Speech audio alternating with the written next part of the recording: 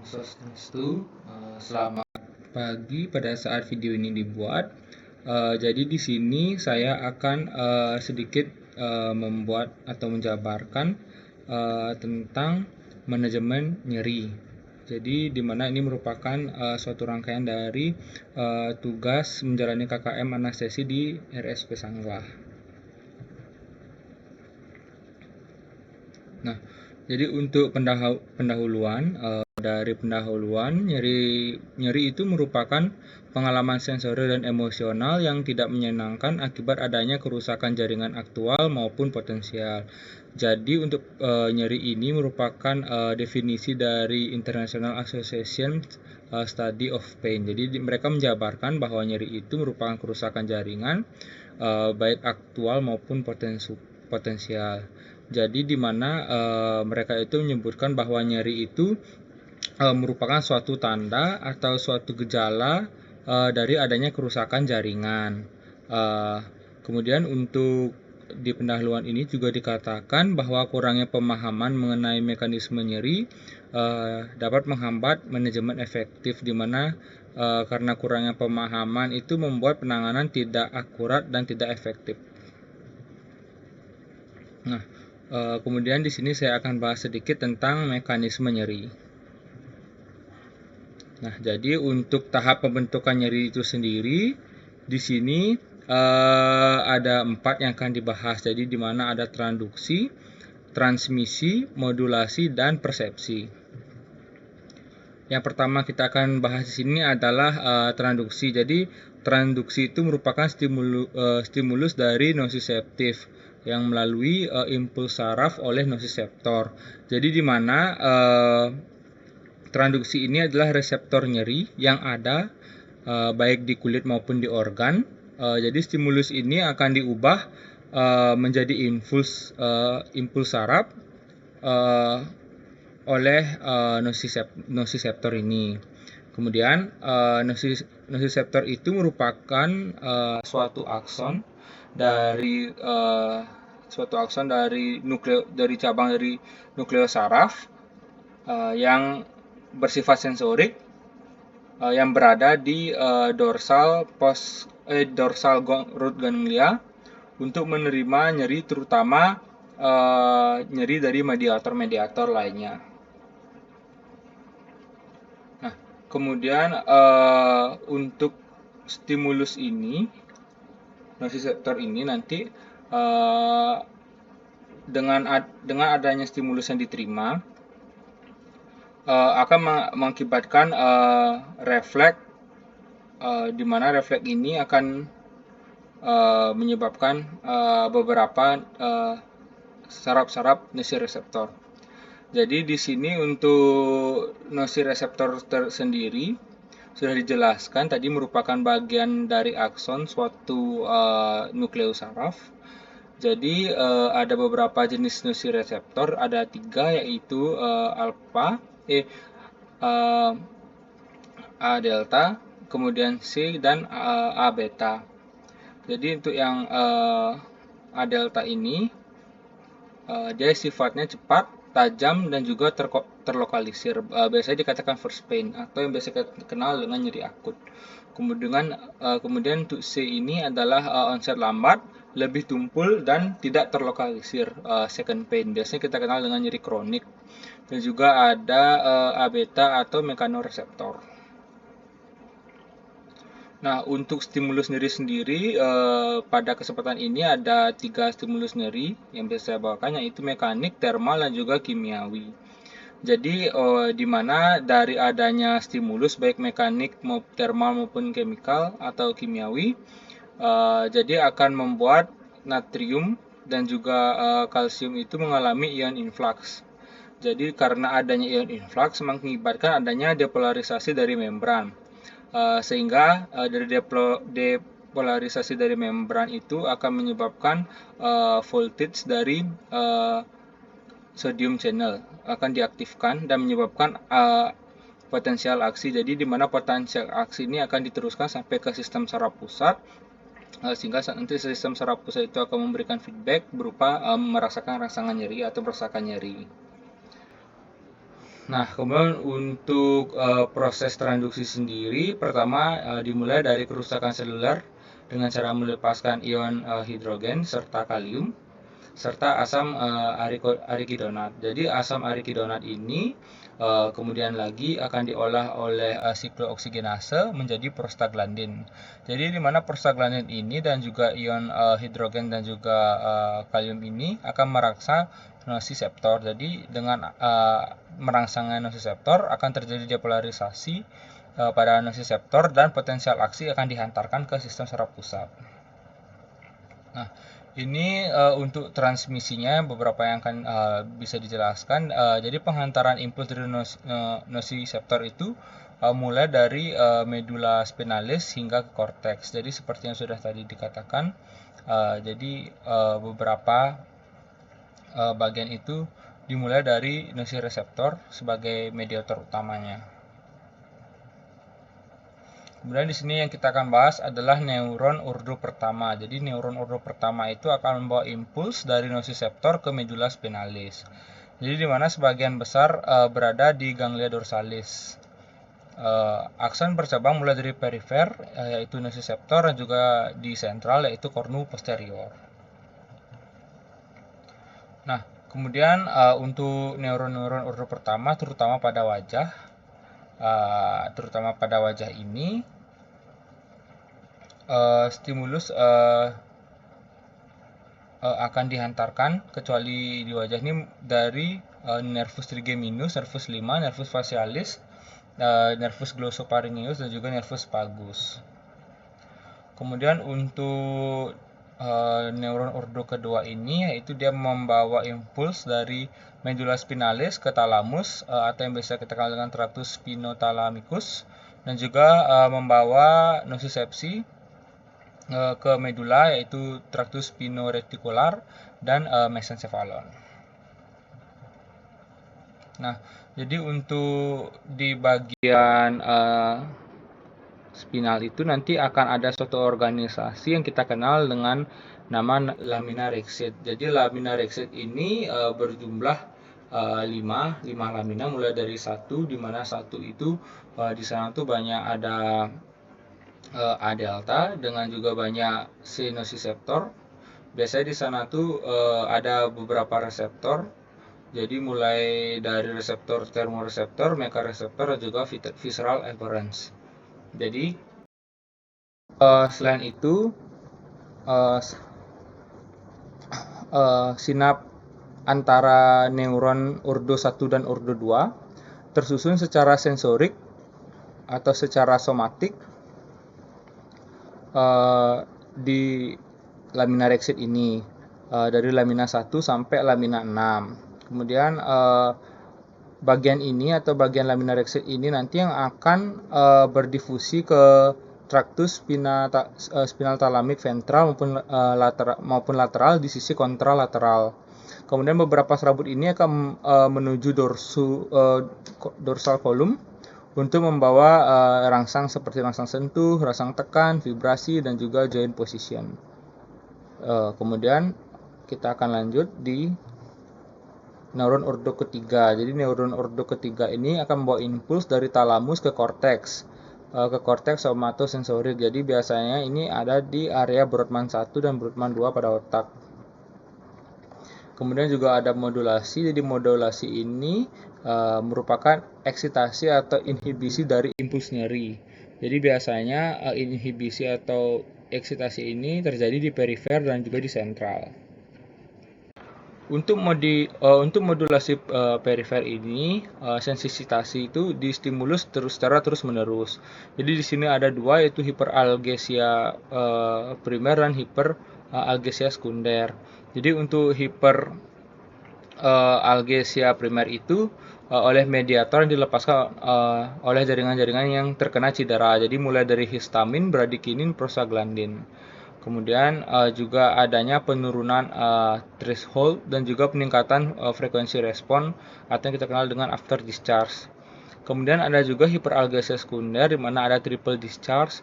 Jadi di mana tanda-tandanya itu ada kemerahan, udim dan juga ada sensitasi dari stimulus yang berbahaya. Ini semua diakibatkan oleh adanya pelepasan antidrobik senyawa P.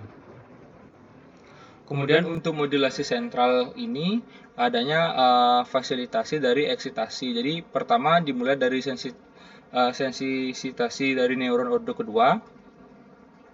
Kemudian adanya perluasan daerah reseptor kornu posterior dan juga ada eksitabilitas dari refleks fleksi.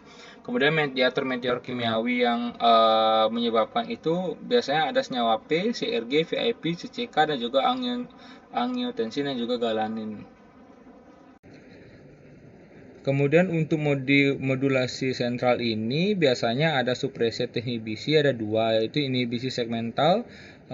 Ini biasanya di bawah atau setinggi medula spinalis, dan juga inhibisi supraspinal, jadi ini di atas medula spinalis.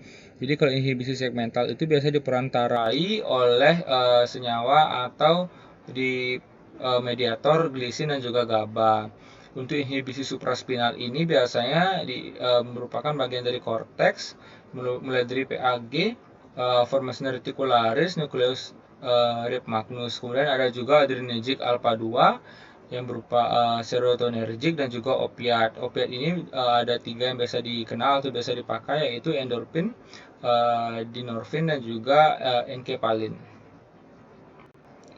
Kemudian di sini kita akan bahas sedikit yaitu pain pathway atau perjalanan dari nyeri itu. Jadi seperti yang kita sudah jelaskan, pain pathway ada dua, yaitu descendants dan juga ascendants.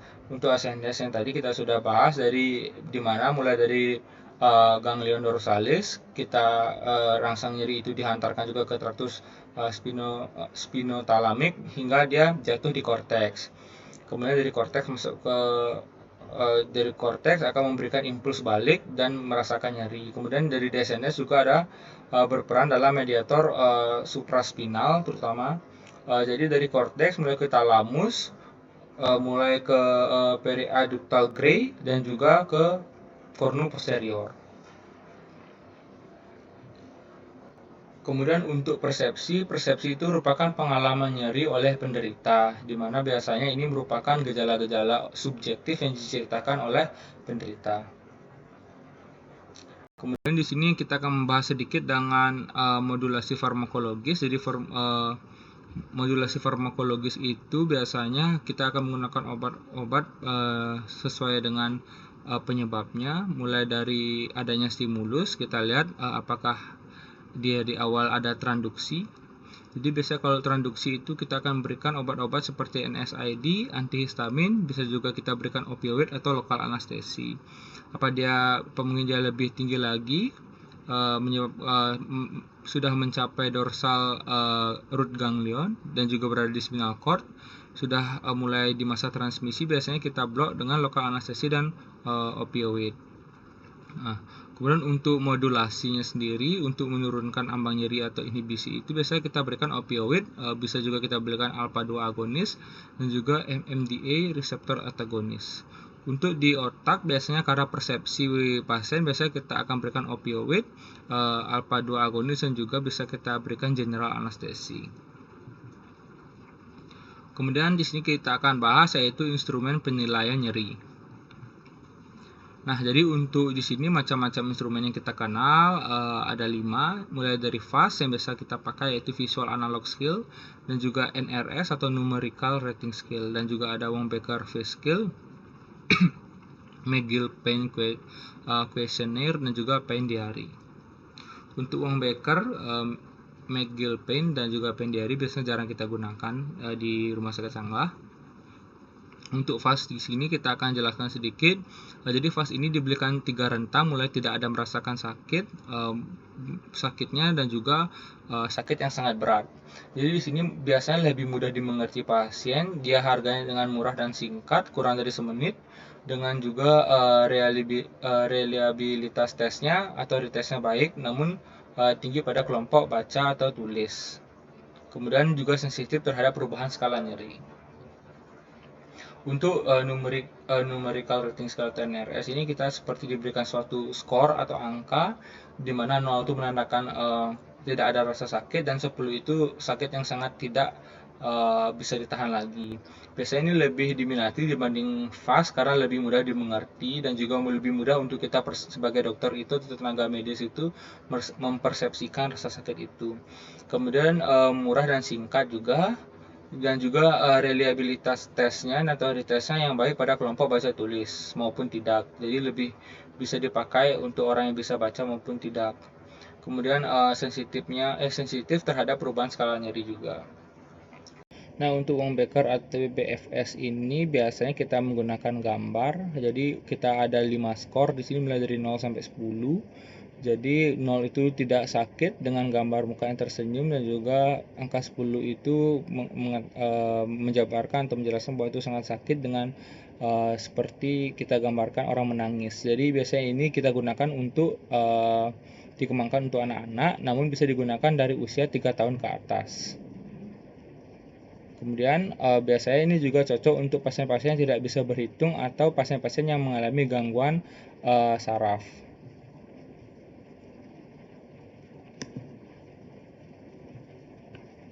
Kemudian untuk McGill pain question ini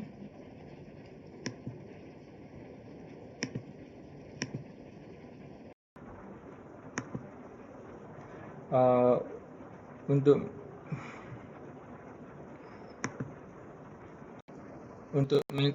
pain questionnaire ini atau MPQ, biasa di sini ada 78 item yang akan dibahas, mulai dari sensoris, afektif, evaluatif, dan juga MISS. Biasanya membutuhkan waktu kurang lebih 20 menit. Jadi ini biasanya sangat lama. Dan juga MPQ ini biasanya beberapa pasien sulit memahami karena kosakata dari MPQ ini sangat kompleks, dan juga menilai kualitas dan kuantitas nyeri dari deskripsi unik dari rasa nyeri itu. Di sini untuk keuntungannya itu dia dapat membedakan nyeri neuropatik dan juga nyeri sensitif. Untuk keterbatasannya yaitu kosakata yang berbeda dan juga kelompok populasi. Nah, untuk pen diary ini biasanya kita gunakan biasanya untuk nyeri-nyeri kronis. Biasanya kita seperti buat dia seperti buku diary, dan juga di sini juga kita berikan skornya mulai dari 0 sampai 10. Di sini biasanya pasien yang akan membawa, atau biasanya kita tanyakan pada pasien mulai dari waktunya, kemudian kita tanyakan di mana sakit itu, kemudian kita berikan rate dari 0 sampai 10 berdasarkan perkataan pasien. Kemudian juga kita tanyakan apa yang kamu kerjakan ketika mulai nyeri itu muncul. Apakah dia muncul langsung, apa dia secara perlahan-perlahan kemudian meningkat. Kemudian kita tanyakan apakah dia sempat mengkonsumsi obat untuk penyakitnya ini, atau kita tanyakan apakah dia mengkonsumsi obat untuk meredakan nyeri ini. Kemudian apa yang dia minum, atau apa yang dia konsumsi, dan juga berapa banyak. Kemudian kita juga tanya apakah ada treatment lain atau pengobatan lain yang sudah dipakai.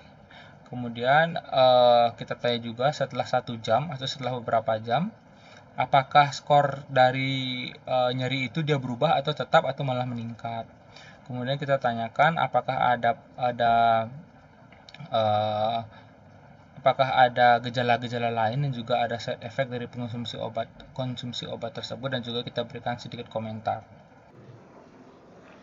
Kemudian untuk pen diary ini biasanya menentukan pola nyeri mulai dari waktu, suhu, dan sebagai berikut. Kemudian untuk menentukan pola penanganan yang efektif dan juga meningkatkan komunikasi pasien dan praktisi kesehatan.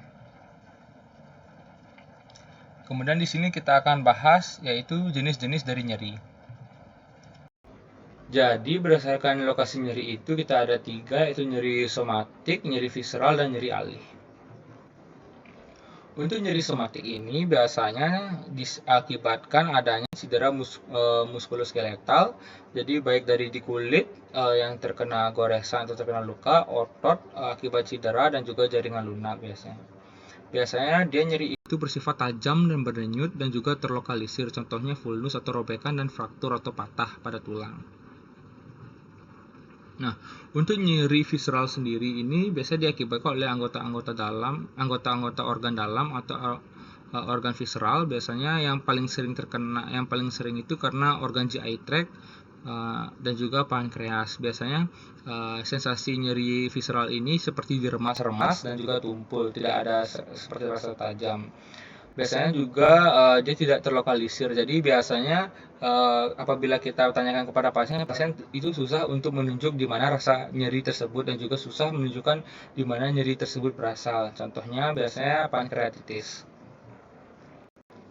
Nah, untuk nyeri alih ini biasanya nyeri dirasakan bukan pada lokasi stimulus. Nah, contoh yang paling biasa kita temui itu angina pectoralis, di mana angina pectoris itu biasanya dimulai dari nyeri di dada kiri, merambat ke leher, merambat ke di bawah mulut, dan juga merambat sampai ke tangan kiri. Jadi untuk lokasi dan juga nyerinya itu tidak jelas.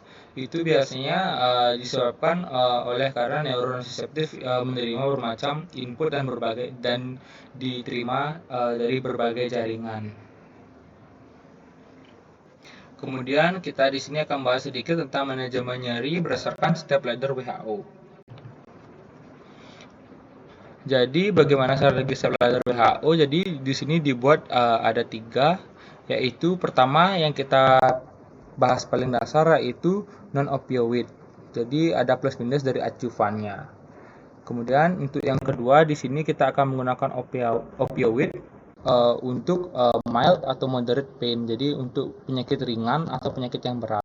Untuk nyeri berat atau nyeri ringan, biasanya kita juga bisa menggunakan non-opioid atau juga adjuvan. Biasanya untuk yang tangga ketiga ini biasanya kita gunakan opioid untuk nyeri yang moderate atau nyeri yang sudah mencapai severe. Nah, untuk poin dari step ladder WHO sendiri biasanya ada 5 poin. Jadi administrasi analgesia per oral, bisa juga analgesia diberikan secara interval teratur. Analgesia juga bisa diberikan sesuai intensitas nyerinya. Kemudian dosis anti nyeri harus disesuaikan dengan tiap individu. Serta yang terakhir adalah analgesia harus diresepkan dengan perhatian terhadap detailnya. Untuk pemilihan analgesia itu sendiri biasanya ada 3 tahapan, mulai dari non-opioid, opioid lemah, dan juga opioid yang kuat. Jadi biasanya non-opioid yang biasa kita berikan atau biasa kita gampang temui di apotek tanpa resep obat yaitu paracetamol. Cuma paracetamol di sini biasanya kita akan tingkatkan dosis sedikit apabila untuk penurun panas atau untuk antipiretik biasanya kita gunakan 500 mg. Biasanya kalau paracetamol ini akan berfungsi secara baik sebagai analgesia biasanya lebih dari 500 mg, misalnya 650 atau 1000 mg. Selain paracetamol, di sini juga ada NSAID dan juga aspirin. Untuk tahap kedua yaitu opioid lemah, biasanya untuk nyeri ringan sedang, biasanya kita berikan tahap pertama itu tramadol dan juga kodein. Selain itu, kodein ini juga biasa dipakai untuk biasanya obat ini biasa dipakai untuk batuk yang kronis dan juga batuk yang tidak berhenti dengan menggunakan obat-obat batuk lainnya. Kemudian untuk tramadol sendiri biasa diberikan untuk orang-orang yang setelah post-op yang merasakan sedikit nyeri tapi nyeri ringan saja. Kemudian untuk tahap 3 ini opioid yaitu nyeri yang berat atau nyeri yang severe. Bisa kita berikan morfin, bisa kita berikan methadone, dan juga biasanya kita berikan fentanyl transdermal. Mungkin sekian yang bisa saya jelaskan. Akhir kata saya ucapkan terima kasih.